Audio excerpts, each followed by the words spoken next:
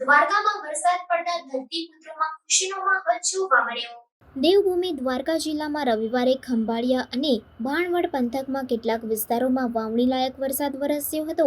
ખંભાળિયા તાલુકામાં મોસમના પ્રથમ વરસાદે સાંજ સુધીમાં 9.5 ઇંચ જેટલું પાણી વરસાવી દીધું હતું, જેના કારણે શહેર અને ગ્રામ્ય પંથકમાં અનેક સ્થળે વરસાદી પૂર ફરી વળ્યા હતા, જે સાથે શહેરીજનોને ગરમીમાંથી રાહત મળી હતી અને સુકાયેલા પાણીના તર ઊંચા આવશે ત્યારે બોરમાં પાણી મળી રહે એવી આશા સાથે આનંદની લાગણી ધરતીપુત્રોમાં જોવા મળી હતી। જ્યારે ગ્રામ્ય પંથકમાં કેટલાક વિસ્તારોમાં ખૂબ જ સારા પ્રમાણમાં ભીમ અગિયારસની પૂર્વ સંધ્યાએ વાવણી લાયક વરસાદ થતાં ખેડૂતોમાં હર્ષની લાગણી જોવા મળી હતી। સારા વરસાદને કારણે ખેતરોમાંથી પાણીના પૂર નીકળ્યા હતા અને નદી નાળા નાના ચેકડેમોમાં પાણીની સારા પ્રમાણમાં આવક થઈ હતી, ત્યારે અનેક ઠેકાણે વાવણી લાયક વરસાદ પડ્યો હતો।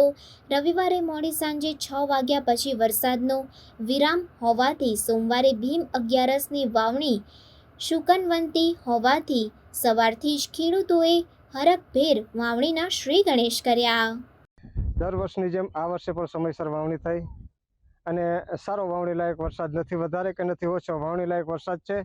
અને આજે ભીમ અગિયારસને દિવસે વાવણી થાય અને સારું વરસ જાય એવી દ્વારકાધીશને પ્રાર્થના। ગામ લોકો હરખથી બધા કહેતા હોય કે આ વર્ષે મેરા શું થશે, એટલે અમે કીધું આ વર્ષે તો બહુ સારું વર્ષ થવું જોઈએ અને એની જગ્યાએ આ પહેલો જ વરસાદ બહુ સારામાં સારો થયો છે।